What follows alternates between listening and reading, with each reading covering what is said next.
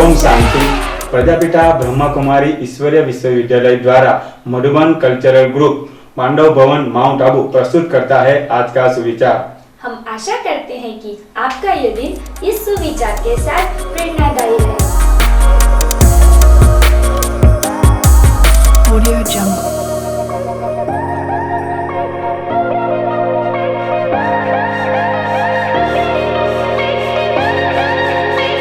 Audio Jungle।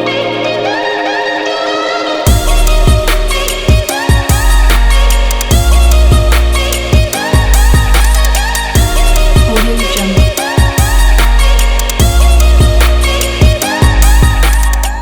विचार ही सभी कर्मों के बीज है, इसलिए मुझे सिर्फ अच्छे बीज ही बोने चाहिए जिनसे श्रेष्ठ फल प्राप्त होंगे।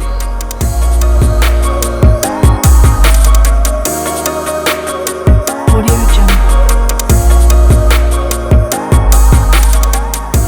हमसे हमेशा जुड़े रहने के लिए हमारे चैनल को लाइक और सब्सक्राइब करना न भूलें और हाँ, बेल आइकॉन को प्रेस जरूर करें।